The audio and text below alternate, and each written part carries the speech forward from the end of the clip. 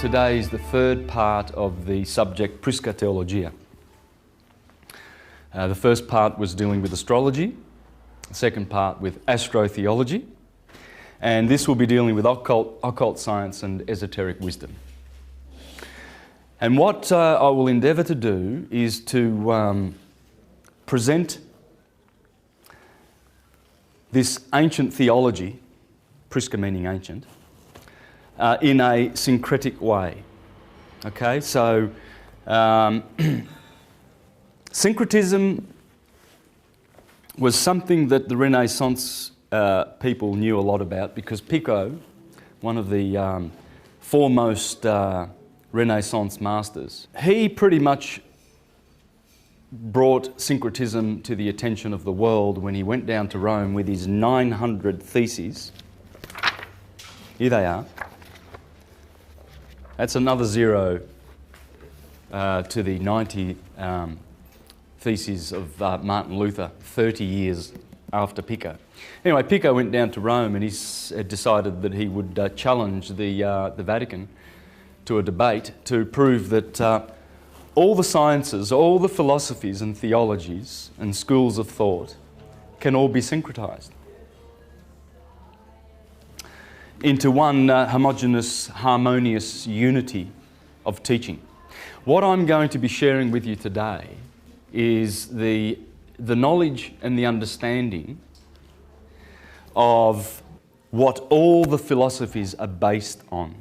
And it's a simple cycle of nature, or cycles of nature. Okay, so with one graph we should be able to pretty much explain how most of the sciences work and how much of the philosophies work. So it's very interesting how Pico treated the subject. He went down to Rome because he was trying to bring back the Prisca Theologia. You see, this word was very much on his lips, as it was on Marsilio Ficino's lips, the guy who translated the Hermetica. Now, the Hermetic wisdom has always been there. It's been there for thousands and thousands of years. And according to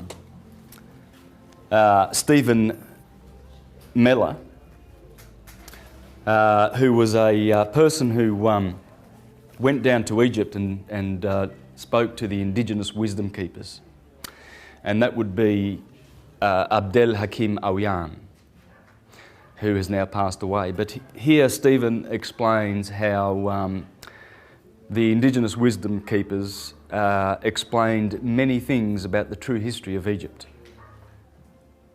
and how Egypt has an antiquity of at least 50 to 65,000 years, with that particular consciousness, wave of consciousness that created such wonderful buildings like the pyramids.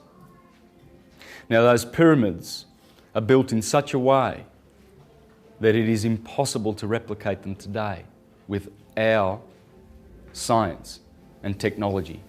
The pyramid codes is probably another one of the products that I would like to bring to your attention when it comes to the truth about Egypt. Okay? Carmen Butler has also interviewed Abdel Hakim Awiyan in this wonderful documentary, which shows the true antiquity of things like the Sphinx and the Great Pyramid and all the megalithic sites down in Saqqara and Dendra and Luxor, etc. So, and with that, I would like to bring your attention to the Commission School of Ancient Mysticism, and I'll be doing a 2-week tour in Egypt next year in October with Yusuf and Patricia Awiyan, the son and daughter-in-law of Abdel. So when you watch, you can watch that. You can see that on YouTube, but I'd recommend you get that for your own collection.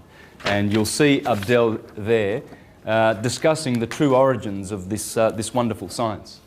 Okay, so what Rome would like us to believe is that civilization's about 6,000 years old, and there was an Adam and an Eve, and apart from that, they were very barbaric, and many of the human brothers lived in caves, and then, of course, evolved their intelligence, and now here we are at the peak of all wisdom and intelligence in linear history. Whereas the Prisca Theologia proves that this is false. Absolutely false. We live in cycles whereby consciousness grows and then recedes, grows and then recedes. And we have been at the bottom of a wave of loss of consciousness for about 5,000 years. Again, according to Abdel, the indigenous wisdom keeper, and we've been in the age of Amun for 5,000 years. And it's the age of darkness and slumber, spiritual slumber. And before that was the age of Aten, you see, and which had more light. Okay, and then it goes back and back to the golden age. But we've been at the bottom of the wave for such a long time. So syncretism is all about bringing back the unity of the religio/science that we once enjoyed on this earth. So there is abundant proof that once upon a time we were all united in the one science. And the proof of that is in that we find that the gods of various cultures seem to have the same deeds to their credit and the same numbers and the same names, etc. For instance, Zeus of the Greeks seems to be very similar in his actions and behaviour to Jupiter of the Romans, etc., etc. And Thoth, or Thoth of the Egyptians, seems to be the same guy that the Greeks call Hermes and the Romans call Mercurius, and the Hindus call, or the Easterners call Buddha. So what in effect we're going to be doing is we're going to be pulling back the information that comes from all of these sources to show that they all have one common thread underpinning them. Now, the way in which we can do this is through one graph. And the graph you've seen many times if you've watched my presentations. Now, what I'm doing here is just following science and nature. You see, this is an old map of the Earth. And the old map is divided in two by an equator. And you have a northern hemisphere and a southern hemisphere. And usually on good maps you'll see the sine wave that goes through the equator and hits the Tropic of Cancer, and then goes back through the equator and then down to the Tropic of Capricorn. And this produces the seasons every year. Now, the interesting thing about this map is they placed the glyph of Aries right at the beginning here, and then you have Taurus over here, and then Cancer right on cue with the Tropic of Cancer. And then as you go along you have Leo,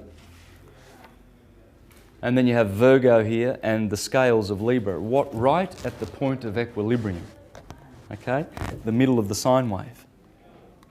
So I'm going to follow this science, and what we're going to find is as we go through these 12 segments of the sphere, of the sky, is we're going to find all the characters in all of the mythologies, and including the holy, so-called Holy Bible.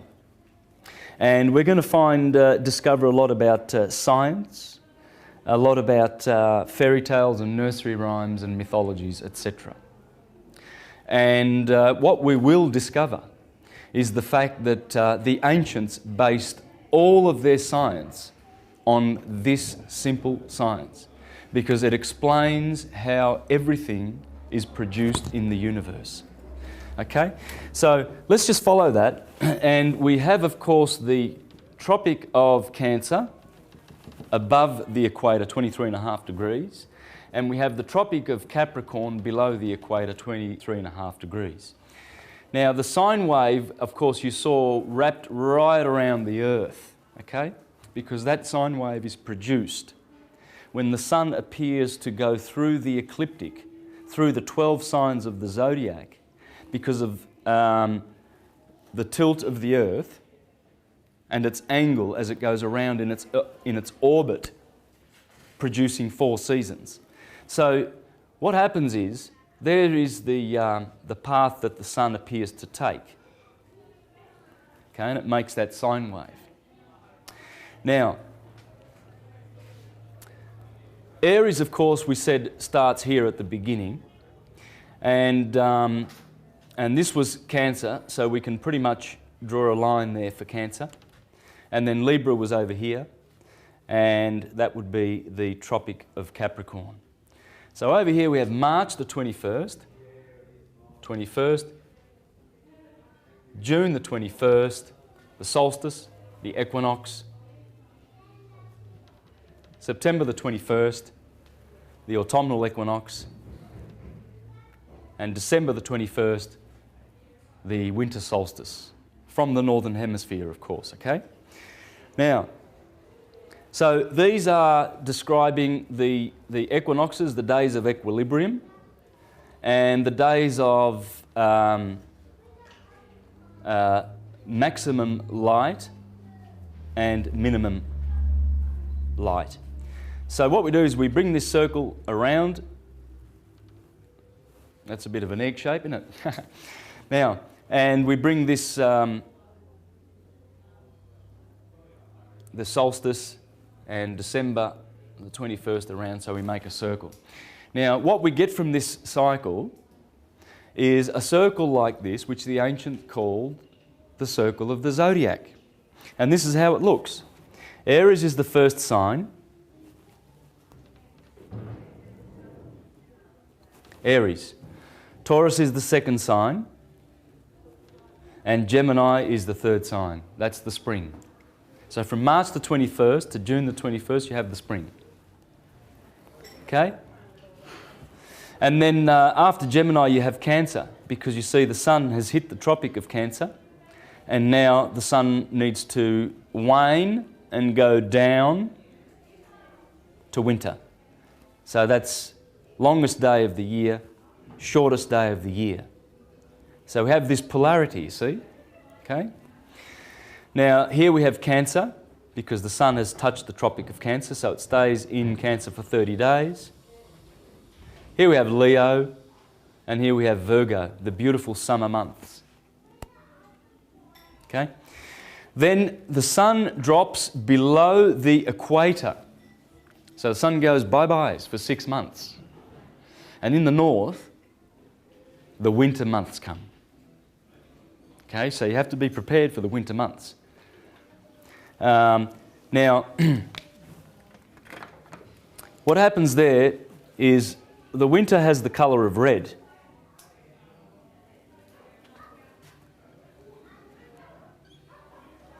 Because the sun is passing through the Red Sea. You see, around about September, what happens is those beautiful green leaves begin to turn red. So they look around in the Northern Hemisphere and say, well, the sun's passing through the Red Sea. Because everything in autumn turns red. Orange, yellow, red. Okay? So this was considered to be the Red Sea. You see, you have to go through the Red Sea, and finally you get into the Promised Land. This is the Promised Land, the summer. And I'll explain why it's the Promised Land, but there's a lot of reasons why they called this the Promised Land. Okay?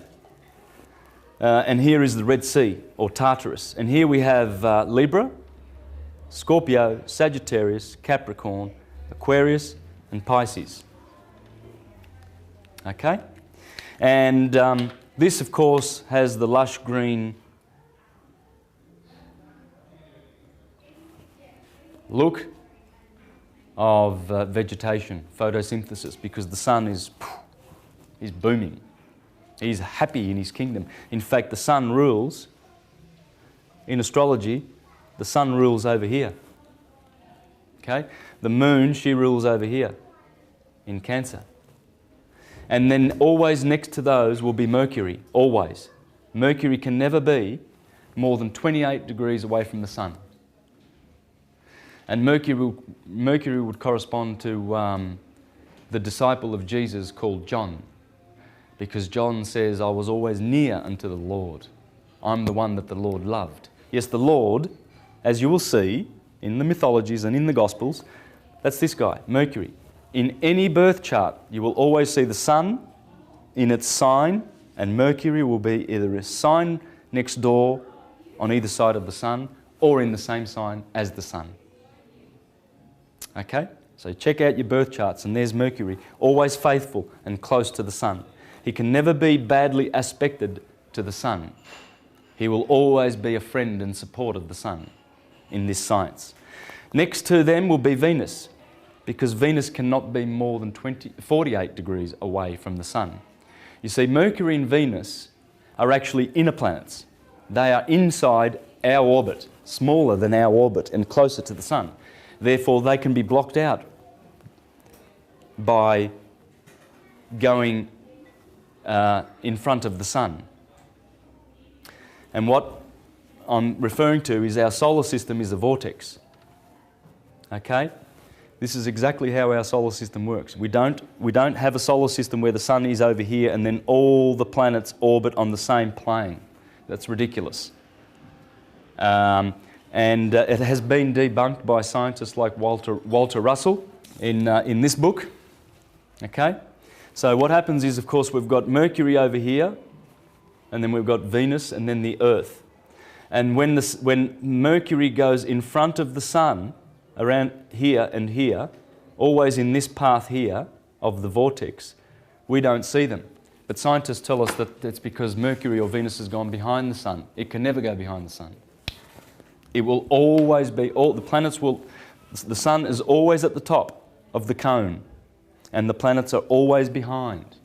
So when Mercury and Venus disappear, which Jupiter, Mars and Saturn cannot do, because they are outer planets, so they can never be hiding, you see, behind the sun. And so, whereas these ones will be. So this is why we need to understand their placement. Okay, I'm teaching you a little bit of modern science. By the way, Nassim Harriman has got a good video explaining this solar system, and on my YouTube site, Mr. Astrotheology, you can see some science videos explaining how this solar system works. Okay, there's an Indian scientist called Palathadka Keshava Bhat, B-H-A-T. Okay, and you can see his video on YouTube where he explains how the vortex solar system works. I've included a bit of this in my presentations because I think we should consider this and try and wrap our minds around it, because this is going to debunk the old theory, just like this one debunked the flat earth theory, etc. Okay? So now we understand why these planets are always friendly to the sun, Venus and Mercury. Then next in line is Mars. Sorry, I've done something wrong here. Where's my green? Let me correct myself. I did put Mercury there. So Mercury and Venus is here. Sorry, I put Venus over here. That's the mistake that I made. Okay. So let's do that again. You've got the sun and the moon ruling. They are the most luminous orbs in the sky, therefore they rule summer. Okay. Now when you look at it, look at this as the four seasons: spring, summer, autumn and winter. So when you look at it, this July, August is the hottest time of the year. So, hello. right on cue, you find the Son dwelling in his house, in his kingdom of heaven.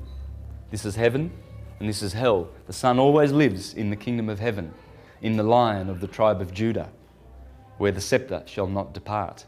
Can't be removed, cannot be removed. And I'll show you that science. The moon, she's always there. She's always there in the kingdom with her husband. That's Abraham and Sarah.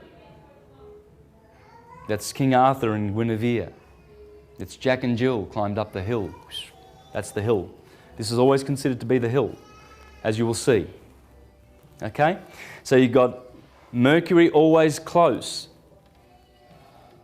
And then Venus close again, but then you have Mars. Okay? And Mars is a little bit of an opposer. He rules Aries and Scorpio. Okay? Now, why does he oppose? Well, because he's doing a 90-degree angle with the moon here, and he's doing a 90-degree angle here with the sun. And anyone who's studied astrology knows that that's a square, and that's a bad aspect. And so the sun is putting himself in a position of antagonism toward, Mars is putting himself in a position of antagonism toward the sun, whereas these ones dare not, Mercury and Venus. Okay? So Mars, you see, is the beginning of this antagonism toward the kingdom of heaven, and then you've got Jupiter, you see. So these boys, the big boys, and here we have Saturn and Saturn. So you've got, Saturn is the great opposer in this system, because he is always opposing directly the moon or the sun. He always opposes the greater luminaries. That's why he's the greater malefic in astrology, because of his position of antagonism on the outer of the solar system, and he's cold. And the sun doesn't like cold, so he cast him down into hell. Okay? And this is the placement of the seven. Okay? Who are the seven? Well, the seven are always known as the archons or the cosmocrators, the ones who gouge out matter. You know, they've got knives in their hands, the little dwarf gods of Egypt. Or the potters of Memphis, the potters of Tar in Egypt. Or the Jews call them the Elohim. Very interesting word, Elohim. And I pointed out last week in the presentation, in the Hawaiians say aloha. Aloha, I mean, you know, it's things like this, which I'm going to give many examples of, that show that there's this commonality, there's this common fundamental spiritual science/religion that underpins all systems. And it's there once you go looking for the clues. If you don't go looking, you will not find. But you have to overturn all the stones. That's why this science is called occult science. Why is it occult? Well, it's been occulted to the eyes of, say, churchgoers, for instance, because what do they get told? Well, they get told, don't you read any of the publications or books or anything that any other philosopher or church publishes, because that's from the devil. You know, just read our publications. Well, is that overturning every stone? It's not. But the Elohim are seven, and they correspond to all of the sevens that we see in nature, because nature is a septenary. Okay? Whereas mind, Pymander, the mind of the divine, is 12. 12. Okay? The ether, the God, the cause. Okay? And how it imprints its patterns on matter is through the principle of seven, you see. When you place the zodiac, this was the gift that the ancients gave us. They gave us this gift. And this is the gift that will syncretize all of the philosophies in the near future. because it's the revival of Hermetic wisdom that will syncretize all of the philosophies. And one day, in the very near future, we will have this one religion because we will understand it. Well, I doubt whether we'll call it a religion, because religion means relegare, and that means to bind, to tie together in a bundle, like the fasci of Rome, which is a fascist dictatorship. But it will be the knowledge of the true God, as the Bible says. That the day will come when everyone will be filled with the knowledge of the true God. This is it. It's nature. It's science. It's not hocus pocus traditions that are handed down which have no basis in anything real. It has to be real. And that's what Hermetic wisdom is all about. It's real truth, verifiable and provable. So when you place Aries over here at the equator, at the equinox, and Libra, the opposite, at the equator, the equinox, what you have is if you place the human being inside, you'll see the head always in Aries and the neck. And you'll notice that there are seven chakra points. You see, they go straight through and they live basically on the spinal column. And they are energy centers, they are wheels, you see. And St. John in the book of Revelation calls those the 7 seals that need to be opened. And the Lord opened the first seal, and I heard a voice of an angel. And then he opened the second seal, and I heard a voice of an angel. You need to study what the angel says, and you'll see that these are the bursting of the 7 seals. And the Elohim, the 7 planets in the solar system, the 7 days of the week. These are the cosmocrators, or the Elohim of the Jews. So what we do then is, as we go through this wheel, we begin to see that it tells a story. You see, the sun tells a fabulous story as it goes through the seasons. Here it tells a story of conquest and how he has defeated his enemies down below in Tartarus. And who would they be? Well, just have a look. Winter. Capricorn and Aquarius, associated with Saturn. Saturn, he gets the pleasure of killing his brother's light, who he opposes. The great opposer, Saturn. He gets the pleasure of killing his brother's light on the last day of that cycle, the 21st of December, because he takes over on the 22nd. And Saturn kicks him out. He says, no fire in my quadrant. I rule this quadrant. See, here there's fire, cardinal fire, fixed fire, and mutable fire. Mutable because it must be extinguished. The cycle of heat and life generation must be extinguished by Mr. Cold.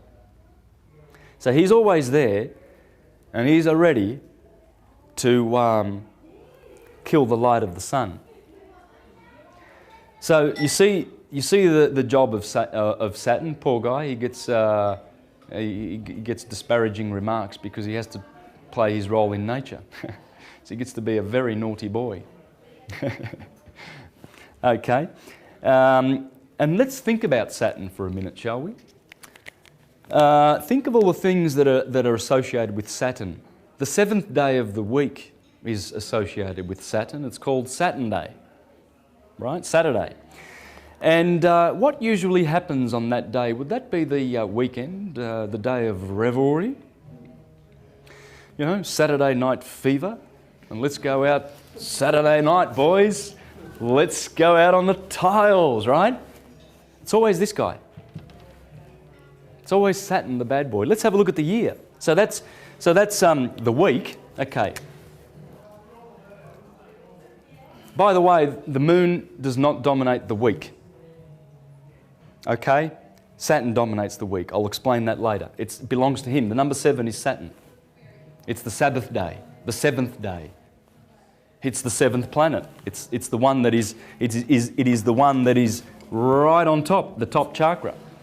Saturn's here, the moon's down below, the bottom chakra. The Alpha and the Omega. So he dominates the 7th day of the weekend. He is the boss of the week, and I'll explain that later. All right, what about the day? What happens during the day? Let's see where Saturn appears during the day. If we have established that on March the 21st, the sun splits the day between 12 hours of darkness and 12 hours of light, well then the sun must rise at 6 o'clock in the morning, 6 a.m, and set at 6 p.m. It's the only days of the year where this happens. On the equator, the sun rises at 6 a.m. and sets at 6 p.m. Only happens on these 2 days, these 2 golden days. Right? So if you place 6 o'clock there, 12 midday here, 6 p.m. over here, and 12 a.m. over here, midnight, then you begin to see how Saturn is important in this cycle. Because Saturn rules from, Aries rules from 6 to 8, Taurus 8 to 10, Gemini rules 10 to 12, Cancer rules 12 to 2, 4 o'clock, 6 o'clock, 8 o'clock, 10 o'clock. Wow. Right on cue, we have Saturn turning up at midnight. And what happens after midnight? It's the naughtiest time of the day, is it not?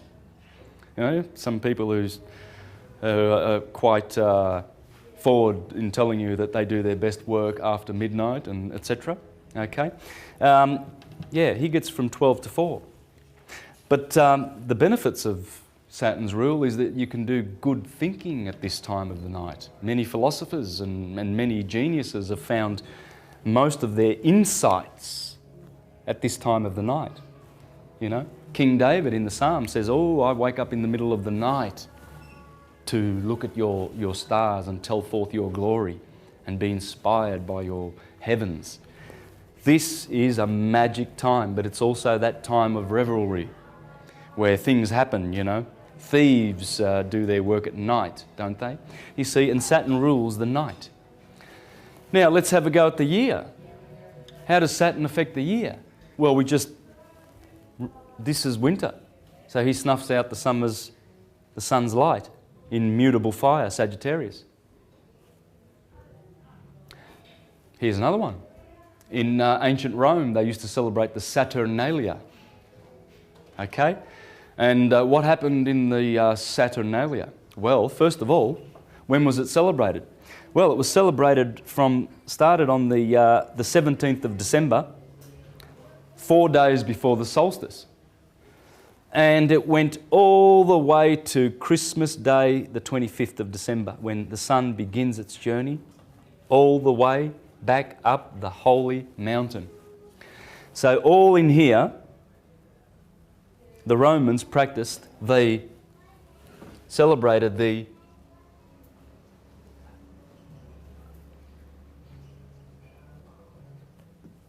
one of the most famous Bacchic orgies of history. Revelries. Absolute revelry time, man. Christmas is a reminder of the Saturnalia. In fact, it is the festival of the Saturnalia. That's what Christmas is. That's why you go out to your friends on Christmas Day and you get drunk and, you know, you abuse each other emotionally and everything like that. In Rome, yeah, you know, how many traumatic Christmases have you been through? Can you remember them? Any good ones? Oh, yeah. Well, they're good because there's good stuff that happens here too. It's not all bad. But it's about Saturn. That's the point. Look for Saturn. You've got to look at what he's doing. He's the one with the horns, man. And he's ready to reap your soul because he's the Grim Reaper. Souls ascend from the gateway of the gods here. This is the descent in the Tropic of Cancer ruled by the moon. This is the gateway of men. We come in through here, through that tropic. It's the Stargate. And we leave at this tropic. Capricorn's where we say bye-byes to fleshly incarnation. In fact, the rings of Saturn, that's the last sphere that we have to deal with in terms of physical incarnation, okay? And this is how it works. So these are the 10 heavens. That's the primum mobile. Primum mobile. The crystalline sea. The firmament, where the zodiac is. This is what we're doing here, the firmament, the zodiac. And below are the 7 Elohim, the cosmocrators, the creators. Saturn is always on the top. This is the kingdom of Saturn. That's his kingdom. Because Saturn is Chronos. Chronos is time. Chronology, etc. All those time words. So we're stuck in time. We're stuck in a sine wave. And I dealt with this last week. Sine wave is a sin wave. That's where the sin is, time. Because you're born in time, you must die in time. Ain't none of these bodies going to be around forever. These are just a dream. So, but the soul needs to learn this science, because this is the true soul science of the stars above, as above, so below, that enables us to journey back, to make our journey back. And Christianity and the churches and Rome and the Vatican are all about trying to suppress this hermetic wisdom. Because if they can do that, they get to have more slaves on the planet for future harvesting their energies. You see? So it's very important that this wisdom be understood. It must be mastered. This is the structure of the universe, the material structure. This is how it works. And you live in this octave. That's the octave in which you dwell, dominated by these 7. They are responsible for every little atom and cell in your body being in the place that it is. All the cells, it's like a coagulation of molecules that have happily agreed to just work together as one organism for you to be able to exist physically on the physical plane on this earth. There's the earth at the bottom, the 8th sphere. And this is the descent of souls: Saturn, Jupiter, Mars, the Sun, Venus, Mercury, Moon.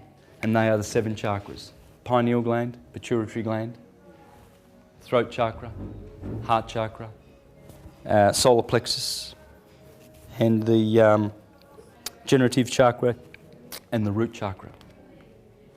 And as we activate those powers and get those little wheels a-spinning, we actually go up back to heaven. And heaven is here, in the body.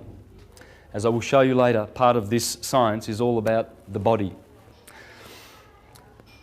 In the scriptures they talk about the Holy Land.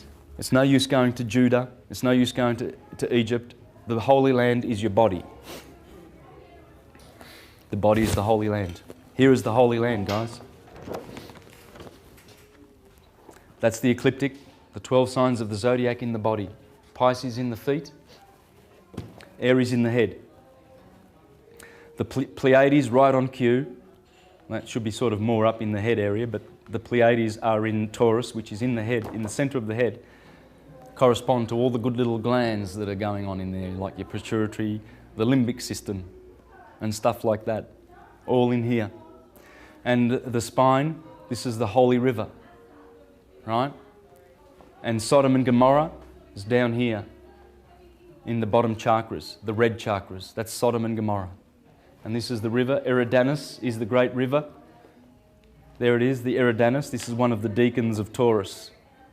Eridanus is the Jordanus, the Jordan River. It's in the head. That's heaven. This is earth. This is hell. Heaven, earth, hell. So above, Midgard, inferior, infernal. Infernal always carries with it the colours red. In fact, in the occult science, they taught that everything below the kidneys was considered to be Egypt. This is Egypt. And this is why God's children, the elect, go through the Red Sea and must come out on the other side of the Red Sea in order to be saved. And this is exactly why they celebrate the Passover. Right here on cue, and they eat the lamb, the sacrificial Passover lamb. And I think it was Jesus, the that was called the Passover lamb, was it not? Yes, the Passover lamb. Why would you call Jesus, the Saviour, a Passover lamb? Because you're talking about astrology. The Bible's full of astrology. That's why he is the lamb. And the blood of the lamb. The blood of the lamb is the sun's rays, the beautiful photons that drench us in the spring. You see, when the sun kills the lamb in the 30 days of Aries, it kills the lamb and sheds its blood as a sacrifice every year. And that blood is the impregnation of the blossom season. And then the fruits come from that blood, from the death of the lamb. Aries, the lamb, the sacrificial lamb, must be sacrificed every year for us to be saved. That's why in the first words of the Gospel of John, you see, people don't notice this, but John begins with a fully grown Jesus. He doesn't begin with a baby in the crib or in a manger. Down here in Capricorn, where the son's a little baby. John and Mark, the two Gospels, begin over here in Aries. And there's telltale signs. Last week I dealt with this and pretty much covered it and proved it conclusively. I went through all the chapters of Mark, the 16 chapters, and all on cue, they were talking about Aryan, all the Aryan constellations, Cassiopeia, Cephas, Andromeda, and all of the decanal constellations that are associated with these two signs here, Pisces and Aries. And then it talks about, the early chapters of Mark talk about light, which is the Pleiades and Venus, the two lights of Taurus. And then it talks about your brothers and twin, etc., etc. And then it goes, here's the transfiguration of Jesus, right on cue, I think in the 8th chapter of Mark, where the sun is transfigured. You see? Now, John, this is the first chapter of John, okay? Verse 30. The next day, seeing Jesus coming towards him, John said, "Look, there is the Lamb of God that takes away the sin of the world." First chapter of John. And then, of course, in the next couple of chapters of John, you can rest assured that he'll be talking about Taurian themes, like the parable of the sower, because that's when you sow in Taurus, you know, so you can get some harvest in Virgo, etc., etc. And it's all on cue. It's in the Gospels. So what I'd like to do now is I'd like to... I did explain, you know, Saturn, where to look for him. Okay, in the week, he controls the day of revelry. That'd be Saturday, right? And then Sunday, of course, everybody gets good and goes to church and does their family things and repents from Saturday night, don't they? Yeah? Let's be good. Yeah, but Saturn, but that's because the sun is, you know, he's warm and he's gracious and beneficent, magnanimous. Whereas Saturn is cold and withdrawing, and rather than mankind being alert and awake and everything, they're sleeping during these hours of Saturn. So he's dealing with introversion and going within. That's where the light of the sun pierces matter. Here it quickens matter, as Manly P. Hall says. Here the sun is quickening matter, but here it pierces through matter. And here we go within. Here we go externalizing, you know, going touching stuff and seeing stuff with our eyes because the sun's out. So you see, it's not bad, but you can see where Saturn is associated with bad. Also during the day, you know, he's got his 12 to 4 rulership. During the year, bang, Saturnalia. And by the way, this is where they used to weep for Tammuz, you know, in Babylon, where they used to, where Ezekiel and Daniel were complaining that the children of Israel were weeping for Tammuz, you know. Why would you weep for Tammuz? Well, Tammuz Day is the 21st of December, and Tammuz is Saturn. And so, yes, the Romans were, you know, exchanging gifts. There was amnesty in Rome. You know, during the Saturnalia, I mean, there was a lot of revelry going on. Believe you me, people were getting blind drunk. Anything went. Anything went. You could do whatever you wanted on the Saturnalia. It was revelry. Big time. You know, gift-giving, merriment, Bacchanalia, Bacchus, of course, being the god of wine. That was the festival of the Bacchanalia. And we still say in Italy, per Bacco. You know, we say, good on you, Bacco, the god of wine, because he's blessed us. And the sun is the god of wine, Bacchus, who gives us wine in September all the time, every year. That's where the grapes get mature and pressed, and that is the season of wine. That is the season of bread, the bread and the wine. Because they are the two symbols, the greatest symbols by which we can honour this cycle.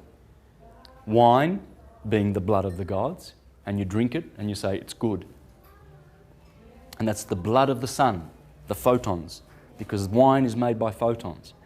But it's the process, it's the end of the process. You see, you've got all this watering of the plants, and then you cultivate the plants, you weed them, you look after them. Finally, you reap your harvest, and then you bring them into, indoors, and then you press the wine, and then you let it wait for, to cure and to mature, and then you open your tap and you take out a glass and you drink it.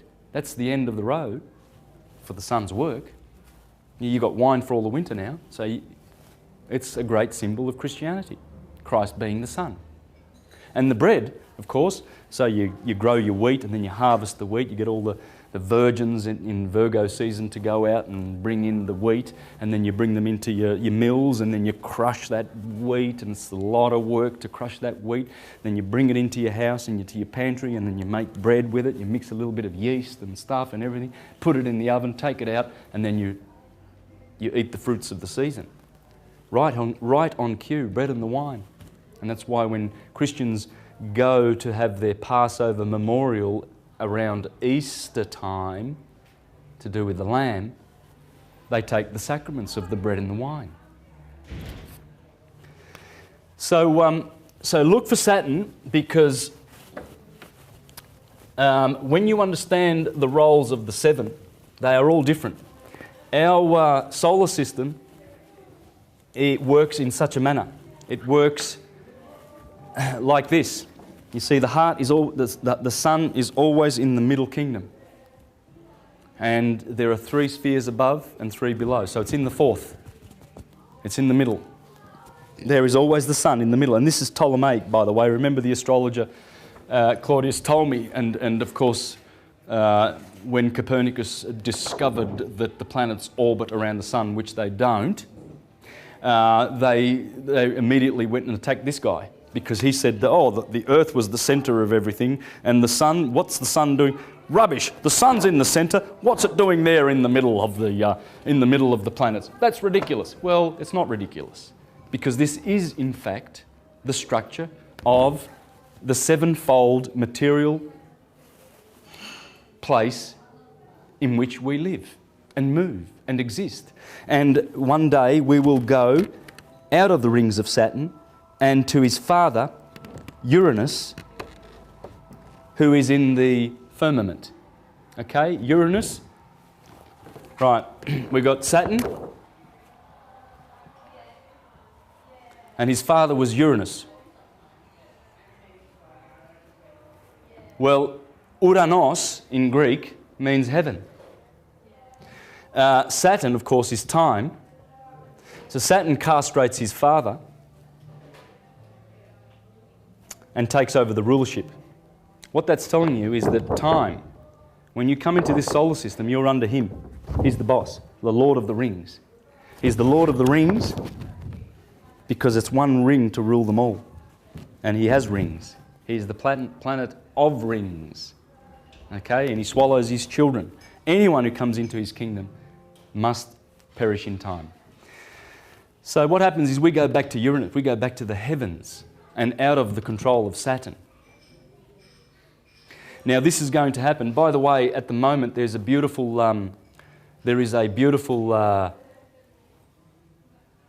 Aries. Uranus is in Aries at the moment, and Saturn is in Libra. Saturn exalts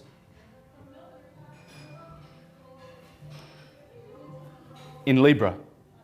He's having a good time. And Uranus loves Aries. Uranus is up here, right now, in the skies.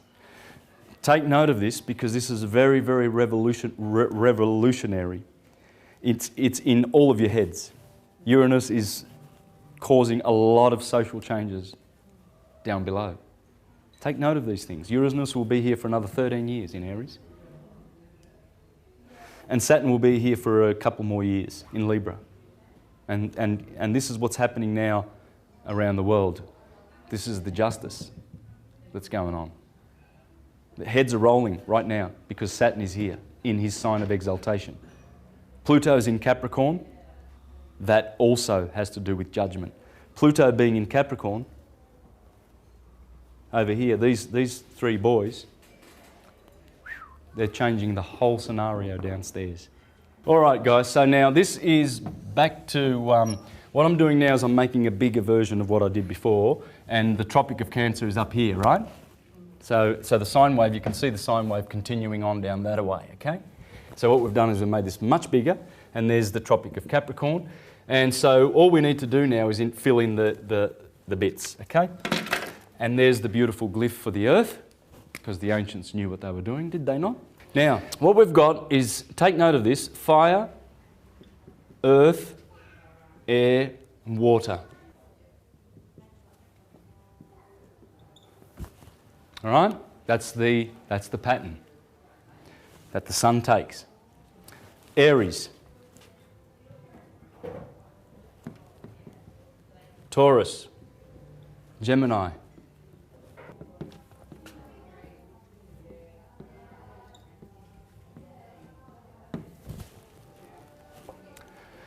this is the great gift that they left us.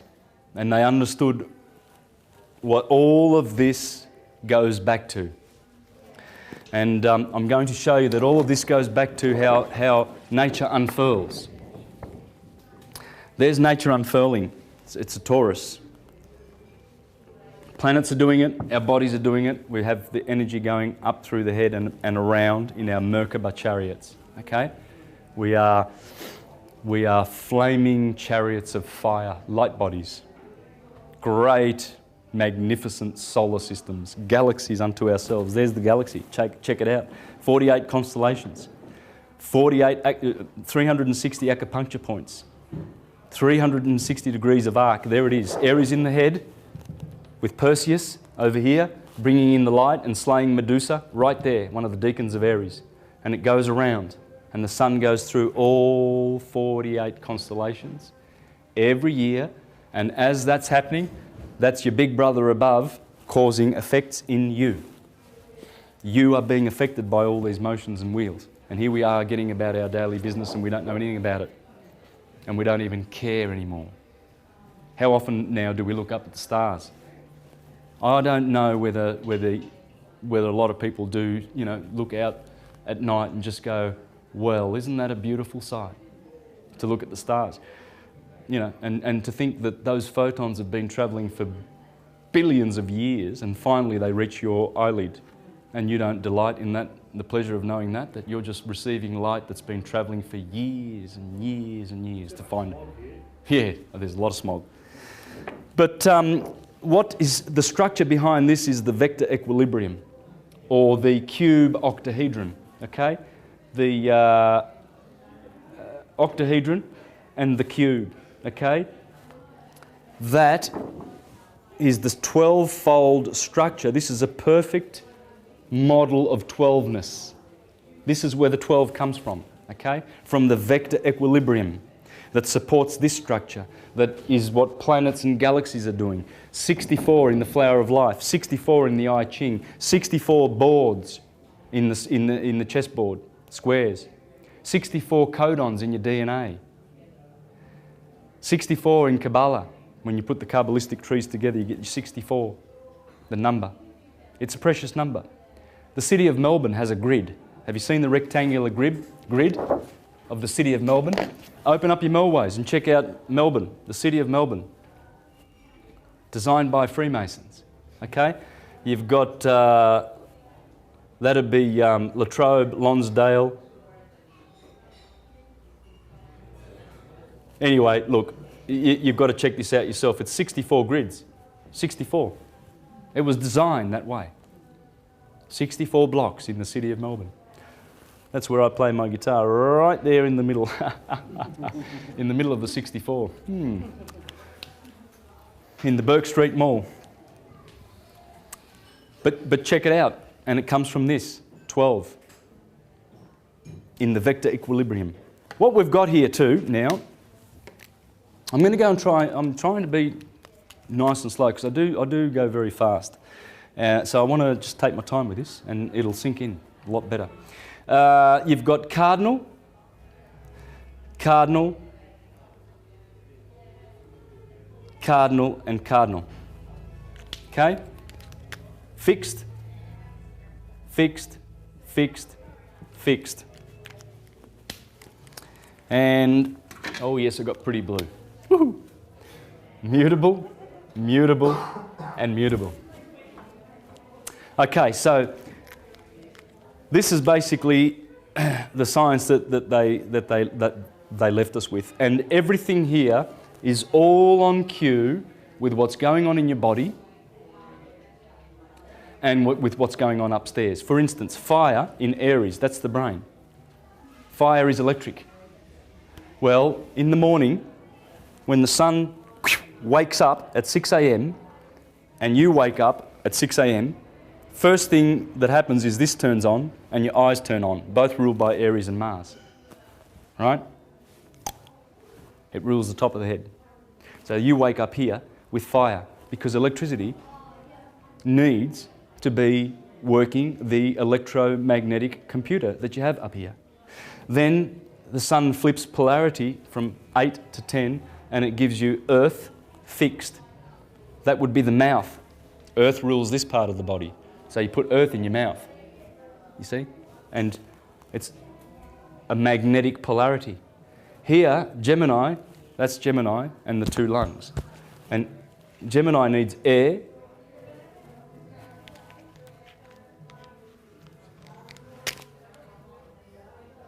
mutable because it's probably changing the air, isn't it?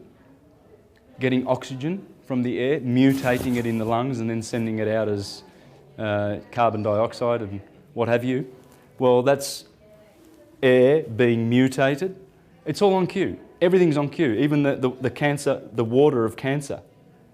You know, the chest, it has to do with the chest and the water, the milk of the mother. It's the motherly sign. So that's the water that she gives, the generation that she gives. Leo is the heart, fire. The heart is the pump that's warming the body, the hot blood, fire. It's on cue. So it's all physics. It's all science. This is the model below as above. As above is exactly the same. In fact, as I'm going to get a chance to read from these books, you will see that the esoterists said that when you look up, you're looking at the brain cells of God. Those stars, they are the brain cells. And all of those Birkeland filaments and currents, they would be neurites and dendrites and synapses in your brain, in the brain of the God. It's a mind. It's a universal mind. So let's have a look at the rulers. As I said before, you've got the sun here, the seven-rayed God, according to Plutarch, the seven-rayed God. The moon, Mercury, Virgo, Mars, Jupiter, Saturn. This is the gospel.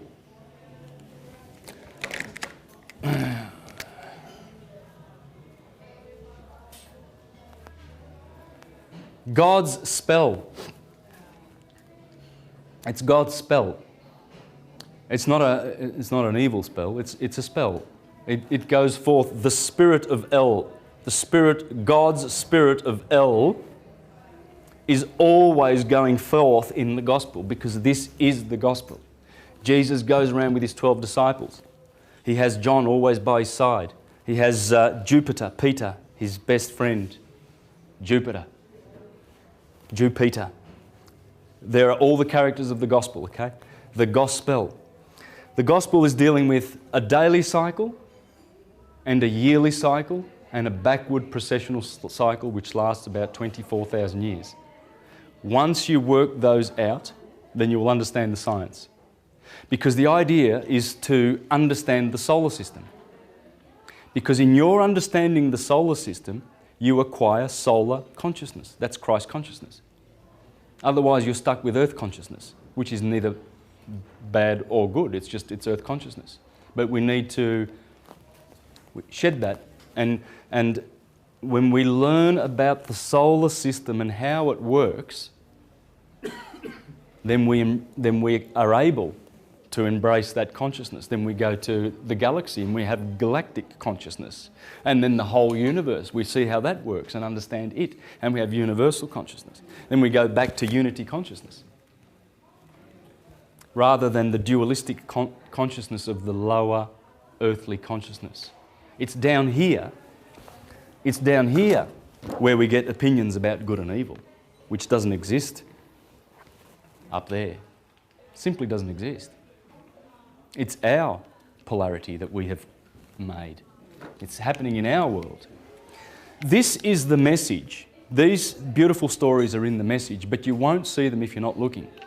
Have you ever noticed those 3D pictures that contain a three-dimensional picture, but you've got to stare at them? Yeah, right? Yeah. Have you ever seen those? Sometimes it takes a minute or 2 minutes. Some people never get it. They never see it. And that's what the Bible is. The Bible is like that. It's got these amazing allegorical stories that most readers are just walking straight past, Oh, Jesus said this and Jesus said that. Never ever understanding what is really happening. And this is the crime of the priestcraft. And those people are trained to not have eyes to see. You see, that's why the scriptures say, for ones who have eyes to see, you will see it. Now, you notice another thing with Saturn is, this is the symbol of Saturn.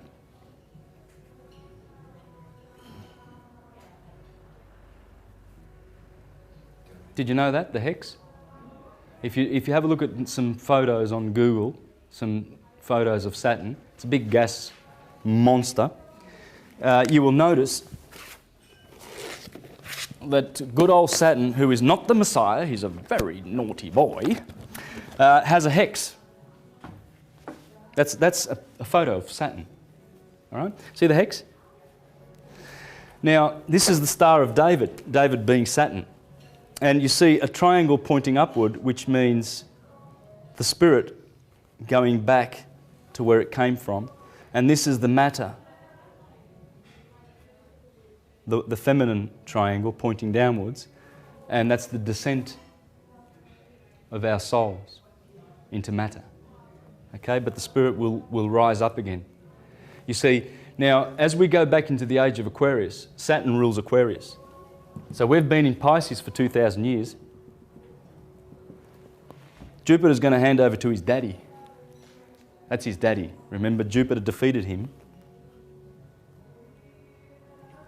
when Saturn was eating all his children, and then his Saturn's wife, I think it was Hera, she took Jupiter and she hid him away, and then she put a rock in a blanket, and then she gave it to Kronos, and Kronos ate it and burped and whatever and said, "Thank you very much," And he thought that Jupiter was gotten rid of. But Jupiter was growing up on Crete, right? This is mythology, but it's talking about the fact that Saturn gave over his kingdom many thousands of years ago. See, if we go back 2,000 years ago, and another 2,000 years ago back into the heart of Egypt, Egypt ruled around here. This is Aries, the age of Aries. Greece and Medo-Persia ruled around here. Egypt was around here, and then we go back even further. We go back to a time when Saturn used to rule. Saturn loses his kingdom to his son Jupiter. And Jupiter is the one that gives it back to Saturn over here. Jupiter takes it away from his father and gives it back to his father. As we go back to Saturn, and believe you me, people know that the age of Aquarius is bringing Saturn back. And everything that Saturn grants, which are great blessings. The philosophers like Pico and Marsilio Ficino in the Renaissance times, they would greet each other with greetings of, you know, blessed be Saturn and we shall await his return, because there won't be any peace until Saturn returns. Okay? That's why you see the Star of David kicking around a lot, because these people, the Zionists, are pretending to be the true Saturnians, ushering in the new golden age, the one world order, with the UN and NATO, etc. These are the imitators. These are the pretenders to the throne. The age of Saturn will return, and it will be the Hermetic ones that will bring it back with peace and unity, not this criminal mob. But you have a look at this. The Bible always talks about things like, have you ever heard the beautiful expression, you shall be planted like a tree near a river? A tree is always happy near a river, isn't it? Because it draws water from under the table, the water table, yeah? And you see prosperous trees near a river. Well, that's what this is depicting, you see. A river works like this. There's mountains. Say, you know, you've got some mountains. And what happens is usually rivers come down off mountains, and they are tributaries to bigger rivers down the line. And here's the ocean. And just before the ocean, there's like a delta where the main, you see, and so there's all these rivers that feed into it, right? So what's happening is the rivers are actually flowing back to the source, you see. But with a tree, if this is the trunk of a tree, and these are the branches and the leaves, these are all the leaves, and there's the roots that go under the ground, you find that one is coming from the roots and ascending to the heavens, whereas the river is descending from the heavens and going into the water. You see, it's this symbolism, and it's beautiful symbolism, but most people don't get it. They think, oh, a tree next to a river, that would be nice. And that's it. That's the extent of there, because they don't see the three-dimensional allegory that's in the Bible. It's in there. And that's what I'm going to try and draw out, okay? Not just the Bible, but all of the mythologies. I'm going to show how Hercules is in here. Hercules. Okay, let's have a look at Hercules. Where would the Pillars of Hercules be? The most glorious place on the wheel. There he is. There is Hercules. And there's the Jewish system of Kabbalah, Boaz and Jachin.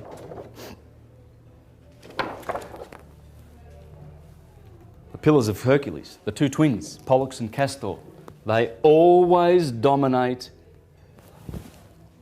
the holy mountain of God. And right here, in between Gemini and Taurus, and Sagittarius and Scorpio, that's where the Milky Way intersects the stars. And you can see it here in my graph. You can see here, see the Milky Way faintly going through Scorpio and Sagittarius, and through, there it is there, faintly going through Taurus and Gemini, right? That's where the Milky Way intersects, right here. So this is the milk, and in Cancer is the beehive, the milk and the honey. This is the land flowing with milk and honey. And the Pillars of Hercules are always up here. Samson, when he pulls down the gateposts of Gaza, and then he goes and kills that lion and he eats the honey, and then he gets betrayed by Delilah the Virgin, who betrays him to all of these enemies of the sun, the fall. Starting with Saturn, starting with Saturn in his exaltation house, but this is the fall of the sun. This sign is the exaltation of Saturn, but the fall of the sun. The sun here is wounded. Scorpio bites the sun in November. The backbiter betrays the Lord with a kiss. And here is Draco, the constellation of the dragon in Sagittarius. Jupiter is there, Peter, in the Garden of Gethsemane, where Scorpio betrays the Lord for 30 silver pieces. 30 days of the silver moon. This is all betrayal. This is the sun being betrayed as it goes down. But here, the sun is glorious. There is Hercules. Hercules is the sun passing through Gemini. conquering his holy mountain. Gemini is always there. It will always be there at the top. The sons of Zeus, Pollux and Castor, one divine, one human. And that's why you have the two pillars everywhere, in every system, the two pillars. There's the Arch of Titus, and he tells you, look at that, there's the Jewish menorah. That Jewish menorah is right there, because Titus, having destroyed Jerusalem. And there's the Jewish menorah, people. Ephesus, this is in Revelation, these are the 7 congregations that are in Asia. Ephesus, Thyatira, Philadelphia. Interesting. Philadelphia. Any Greeks? Brothers. Yeah, love of brothers. Would that be the two twins, Pollux and Castor, and the love that Pollux had for Castor, that he decided that he would give up his immortal life so that he could save his brother Castor, and they shared immortality every year. One would have immortality and one would have mortality. That's the love that they had, brotherly love. Philadelphia, right on cue. Here you have Sardis, which means the peak. Pergamos, which means the peak. Sardis, which means the king, the lion. Here you have, anyway, it's on the video. but these are the 7 congregations, okay? There they are there. These are the 7 planets, the 7 Elohim. That's what they are. The sun is the middle one. Saturn is the left one. That's the moon. So you've got Sunday to the middle, Monday over here, Tuesday, Wednesday, Thursday, Friday, Saturday. Saturday is always the 7th. So here you have the arch of Constantine. See, this is Jupiter and Pollux and Castor, because when he climbs up that holy mountain and he goes through the pillars. See, that's why these megalomaniacs like Titus and Constantine made their arches, their pillars, because they want to be like Hercules. Who doesn't want to be? We all do. We all want to be like the star, the sun, the superstar, Michael, Jesus, King Arthur, Jason and his golden fleece, looking for the golden fleece. They're all looking for Aries. All of them. The Jews are looking for the Passover lamb. The Christians want the Lamb of God that takes away the sin of the world. Everyone wants the lamb. The lamb is here. You see? That's the lamb. Because everybody wants to live here. We all want to go to heaven. And you go to heaven, there's no postal address for heaven. It's here, it's inside.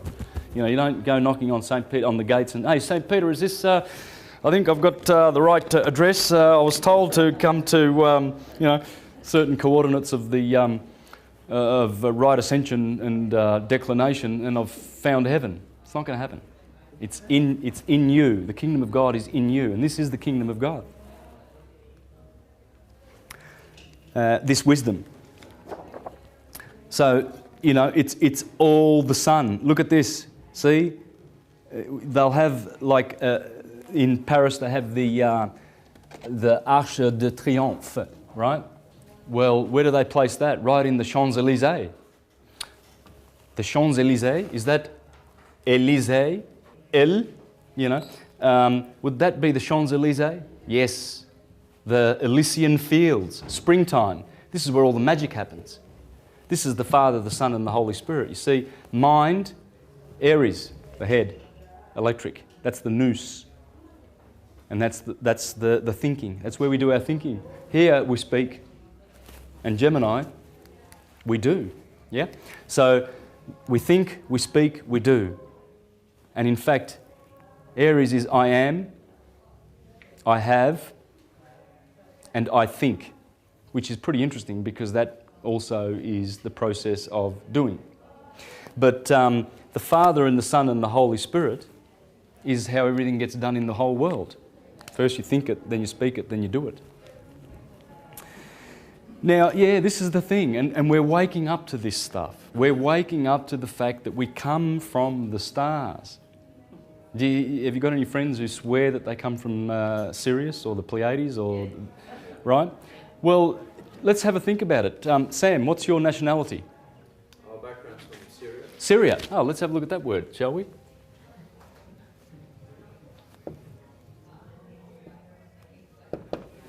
They're Syrian. They know where they come from. Right next door, there's a country called Canaan, originally. That's the Canaanites. That's canine. That would be the dog. Sirius is the dog star.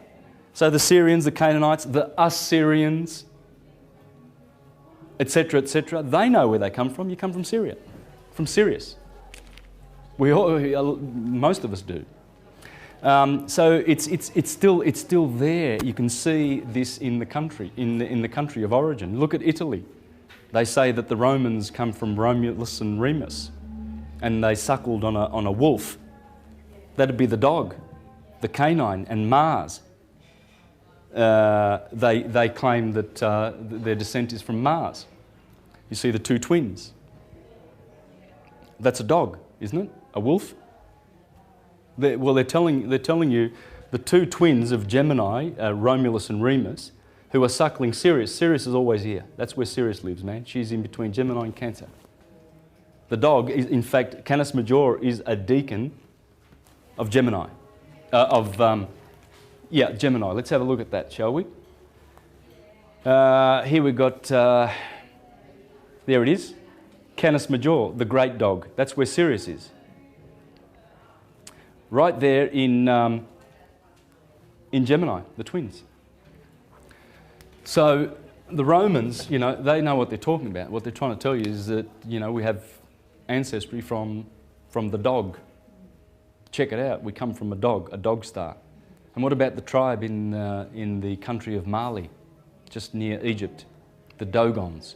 Have you heard of the Dogons? Yep. The doggone Dogons. They know more about Sirius than most scientists. In fact, every 50 years they celebrate the orbit of Sirius B around Sirius A. And we can't see Sirius B. All we can see is Sirius. And it's a beautiful, bright, in fact, the brightest star in the sky. And around it is spinning around this, it's a carbon star. It is 300 times harder than diamond. Sirius B, okay? So you've got Sirius, and then you've got Sirius B. Every 49.9 years it does an orbit. And in 89, when Sirius B came in between Sirius and our sun, it caused the rotation of our Earth to slow down and speed up. I discussed this in the presentation last week. And so it has a direct effect. A star that we cannot see, 300 times harder than diamond. And it's spinning at 23 revolutions, 23 times a minute. A teaspoon of it, it would weigh tons on Earth. Tons, if not hundreds of tons. A teaspoon of the stuff from Sirius B. So, yeah, the Dogons, they every 50 years, they celebrate the orbit of Sirius B, a star that they can't see. How do the doggone Dogons know that? Okay, you can check this out on YouTube. Check it out, the Dogons and Sirius. This is the sort of stuff we need to look at because we're remembering these things. I mean, Sam doesn't have to remember. He knows he's Syrian, and that's that. He's Syrian. Full stop. And, the Aborigines in Australia, there's some tribes that call the sun Ra. Well, that's Egyptian. And there's Hopi Indians that talk about Ra. Same name as the Egyptians. How does that happen? Because this was once a universal system.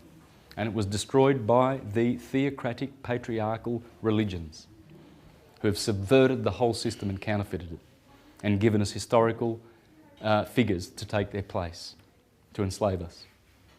Everything in the Bible is a two-edged sword. It will save you or enslave you. Have a look at the word soul, the sun.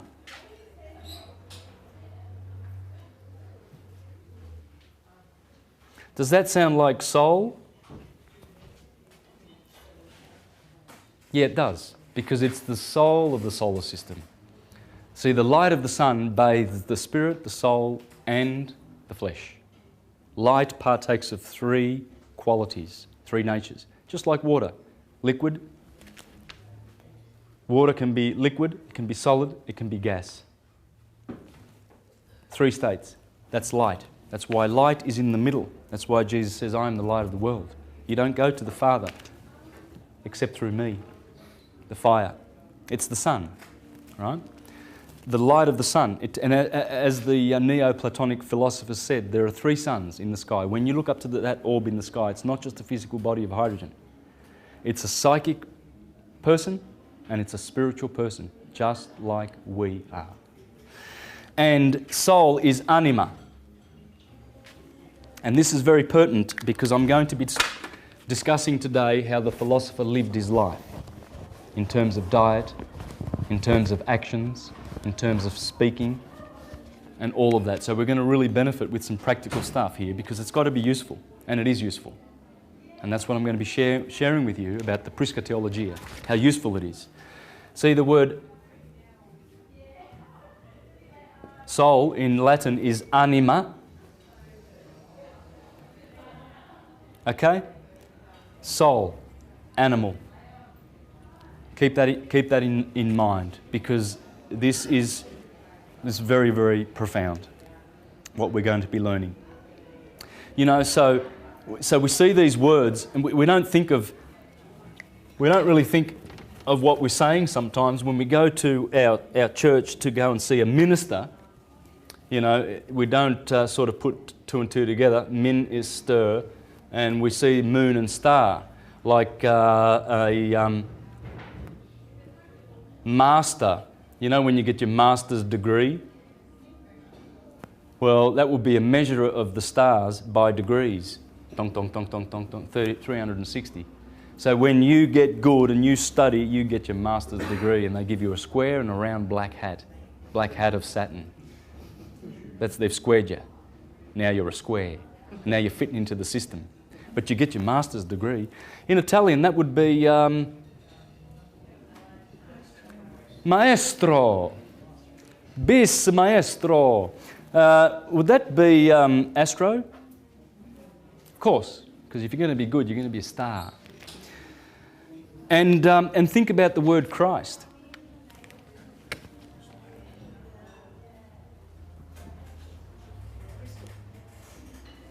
Would you be a carbon crystal by any chance? We've been hexed with earth. We are solid, our bones. We have blood, liquid. We have gas, you know, oxygen and whatnot in our body. And we have fire. So everything's made up of these 4 things. The 4 rivers that flow out of the Garden of Eden. The waters above and the waters below. See, this is all just water, right? All your atoms, they're just like coagulated, just like like when you get a scar, right? You know, you just wait a couple of weeks and all of a sudden that coagulated blood has caused the skin to be there and it looks like the scar's gone away, right? So you see the nature of blood. You see how precious blood is, that it actually is making bodies. But what's behind the blood? You see, the blood is flowing with fire and gas and liquid to make solids, coagulate. Coagulation as it goes through the process of temperature, motion, cohesion and solidity. We are carbon crystals. Every organic form is. That is Christ. Because what it's saying is, and the flesh came to dwell with man. And the Christ came to dwell in the flesh. And the Christ was made flesh. That's what it's talking about. It's talking about this was made flesh. We've all got crystals in our body. And what happens is that is what is causing us to remember. And as we drink of the finer consciousness and we expand our minds and leave them open, because without this science, there's no way you're going to go to heaven. There's no way. You can't fluke it. You cannot fluke it. It's not going to happen. And you won't be going to church where they keep you in the lower chakras to get this. It's not going to happen. They do it deliberately. Ra is an interesting word. There's a fellow in Egypt called Ramses. And That would actually be Ra Moses, people. Ra Moses. That's where Moses gets his name from, Ra Moses. And in fact, that's the 19th dynasty of Egypt when this guy turns up. First time Ramses appears. But in the dynasty prior to that, the 18th dynasty, we had Thothmoses.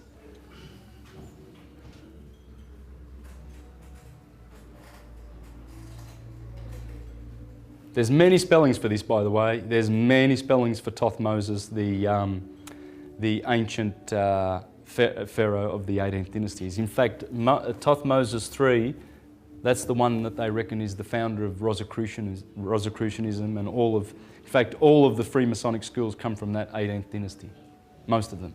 Okay, yeah, Thothmoses. There's a statue of him done in that I think it's granite, or what's it called, diorite. Diorite, and it's very hard. And you can see that Thothmoses III. These guys, they pay a lot of tribute to this guy, but this is where they all come from, those dynasties. All right, I just want to share a few more little points with you. I'm just going through some words here, okay? So you can study the nature of words, because when the written alphabet came into history and civilized us, along came the spells, you see? And with the spells, they sort of bound up all their spells in one book, and they said, oh, this is from God. And if you don't do what it says in there, we're going to kill you. Okay? You get to die. It's a good book. It's great. You know? And we have a special interpretation of it, by the way, too. Yeah? Okay? That's how the Christians treated the indigenous Indians when they went to the Americas. Oh yeah. They had this one. I'd say they would have put this in their left hand, because you need your right hand to have a sword in there to cut heads off people who don't listen to this book. And that's what they did. They decapitated hundreds of millions of indigenous people who knew this.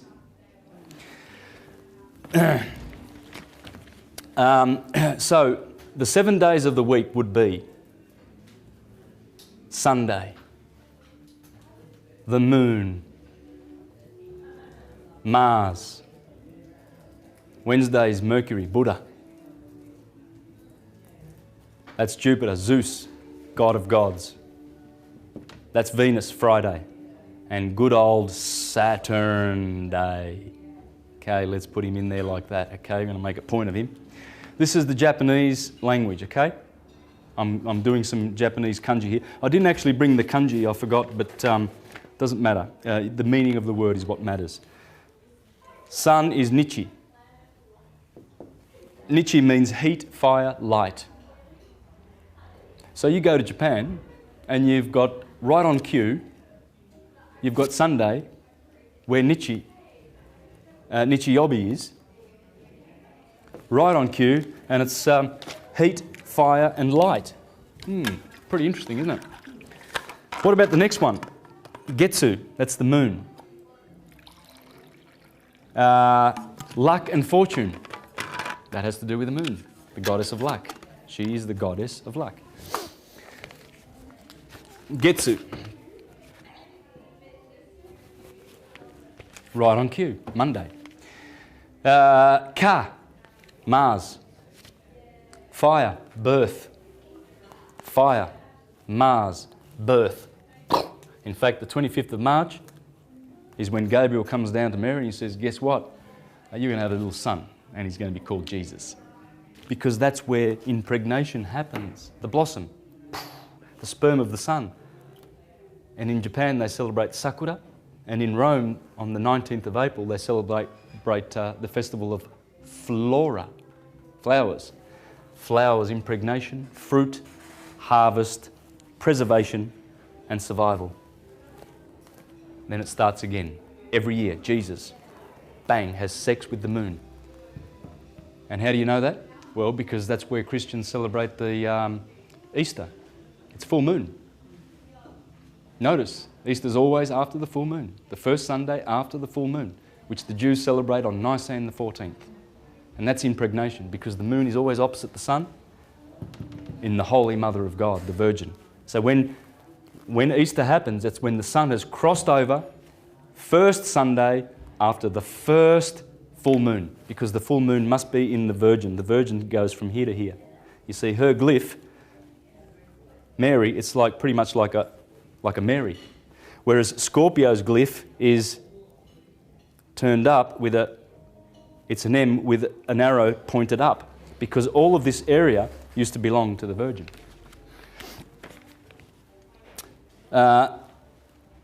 Sui means water, Suiyobi. So that's Kayobi. Suiyobi. This is Thursday's Moku.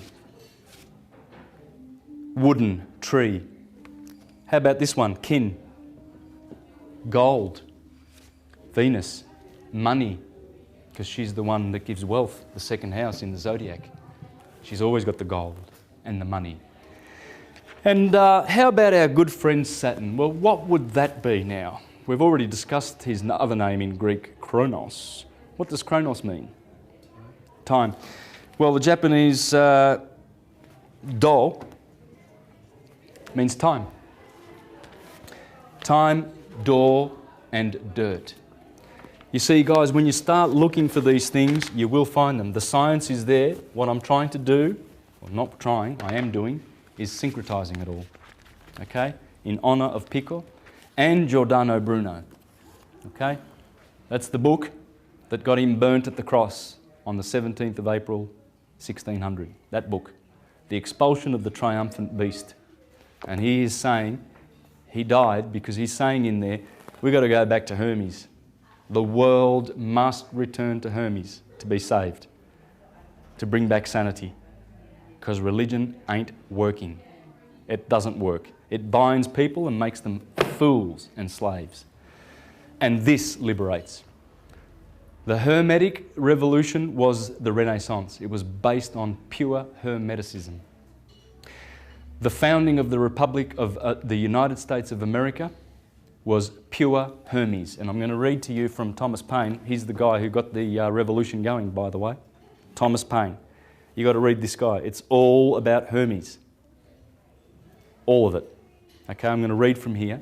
Thomas Jefferson, all those guys, they were Hermetists. And the Republic, which frees, is Hermes. What do you make of the suggestion that a certain portion of them were Freemasons, and what association did Freemasonry have with Zionism all the way back then? Yeah, look, Masons, like everyone else, have been co-opted and invaded and overtaken by the Vatican and all its good little soldiers. Has many foot soldiers. The Jesuits, the Bilderbergers, the Trilateralists, the Council on Foreign Relations, any buffoon like a Henry Kissinger or a Zbigniew Brzezinski, these imbeciles who will sell their mothers for, you know, a pocket full of pennies. Traitors to mankind. But the Vatican runs all of that.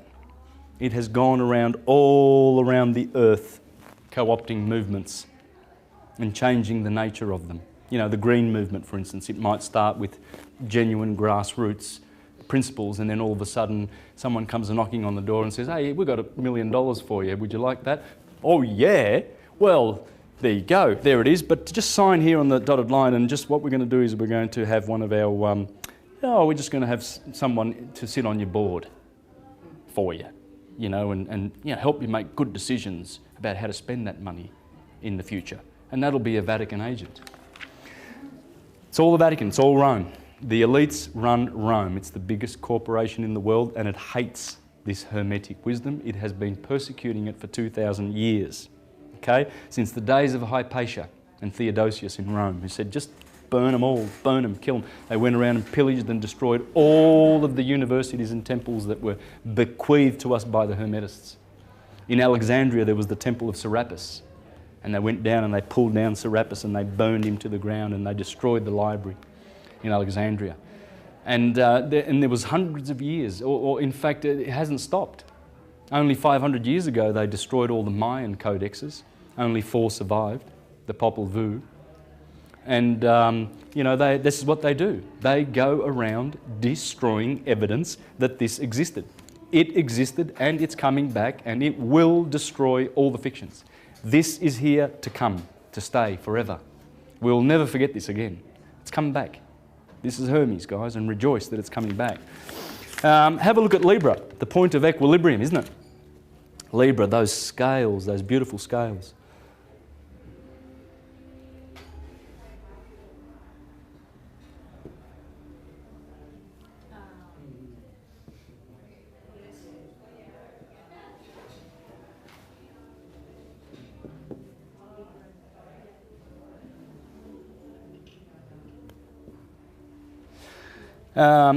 You see, once you understand this science, you understand what's going on.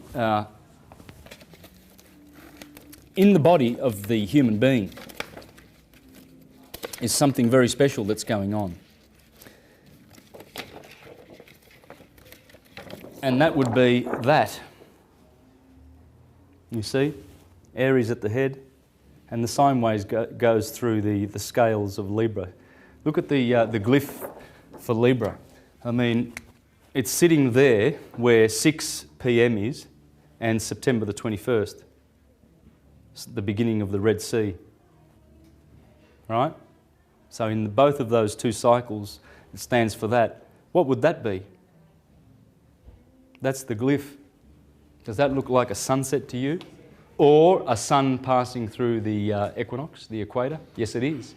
And opposite there is where the Japanese have their car brand Nissan. Nissan means March. And you see the symbol for Nissan? It's got the sun going through the equator.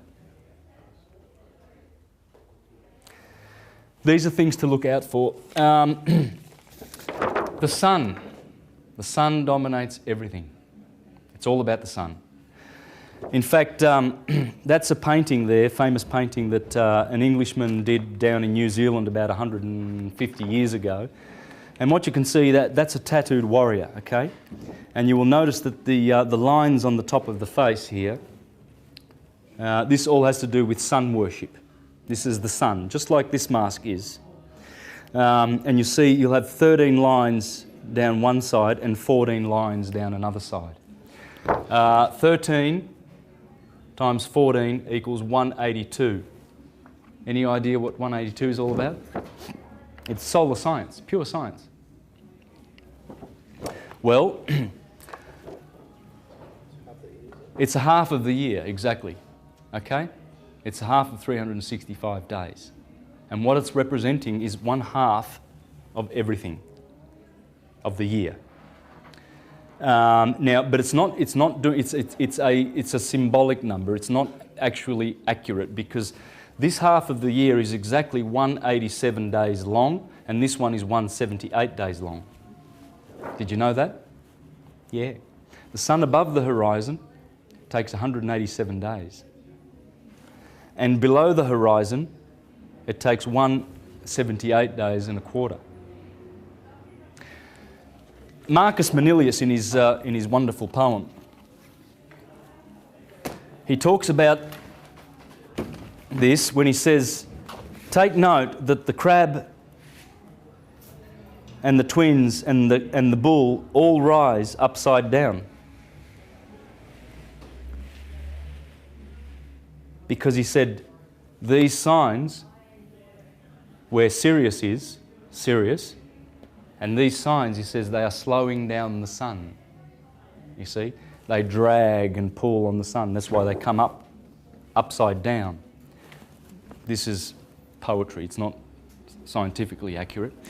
But what's going on is this. You see, this guy's telling you that there's 182 days, and it's from the solstice through the equator to the other solstice. Or this line here would be the equator, the equinoxes, and this line here would be the solstice. And so I'm not sure which way it is, but that's what it's talking. This is also talking about solar science. You'll notice that there's different amount of numbers on this side as opposed to the lines on this side. Okay, they're doing that. It's not a mistake. It's deliberate because it's trying to encode special formulas for the sun. And you know, like the Korean flag is doing the same thing, really. You know, I think it goes that way. Spirit, fire, and matter, water. It's telling you the same thing. Fire, earth, air, and water. So, and the reason for this now, it's easy to work out when you know that on January the 4th, the Earth is at perihelion with the Sun. It's 4 million miles closer to the Sun than at July the 4th. So where would January the 1st be? Let's have a look now. We've got 21st. January the 4th would be around about here, and July the 4th would be around about here. That's perihelion.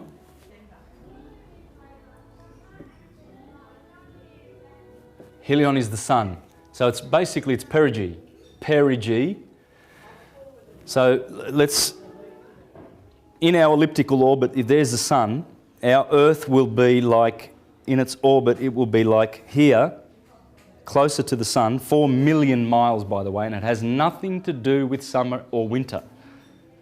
That the Earth being closer to the Sun down here in July the 4th, January the 4th, perihelion, that has got nothing to do with the temperature. Nothing at all. That's the tilt. Okay? So this is perihelion, and this is aphelion. Aphelion is here. July the 4th. You know, when you get all your Independence Days, all countries around the world celebrate, whether it's Canada, you know, Venezuela, whatever, many countries around the world have their independence over here because the Sun is conjuncting Sirius. Sirius is the one who gives independence and freedom. She is the Statue of Liberty. It's Sirius, the mother of the system. She dominates the whole star system that we're in. Okay, so that's why there's drag. Obviously there's drag because if we're in a binary with Sirius, this is how it would work. There's Sirius and there's our Sun, and we have an elliptic orbit, right, that we go around. Sirius also does this, like that. So there's our Sun, and our Earth is going around anti-clockwise like that in its orbit. And so this would be, here would be perihelion. And here, so here the Sun would be in Capricorn, and here the Sun would be in Cancer. So you see what's happening is because these two stars are flying towards each other. And by the way, Sirius is hurtling towards us at 12 miles a second. She's flying towards us, man. And with that Sirius B going around it. And every time Sirius B goes around, there's havoc on the Earth. Havoc. And she's hurtling towards us. So her speed coming, she's blue shifted now because for 12,000 years, Sirius has been observed to be red, right? When she turned the corner and they're hurtling towards each other, what's happening now is the Sun is being pulled up, and of course it leaves all this drag, which is this drag here. Right? Because when the Sun is in Sirius, when the Sun is heading towards Sirius, and it's in that sign, it's being pulled up. That's the drag. But that is also explained by the vortex solar system. Okay. Now in 5 minutes we're going to have a break, so get a coffee and walk around a bit. But I've got some juicy stuff in the next 2 hours. Some really good stuff. I'm going to spend a lot of time on the diet of the philosophers, okay, and stuff like that. And I want to try and go through a whole bunch of quotes and stuff from various books and sources that establish this as a science. What do you think of that?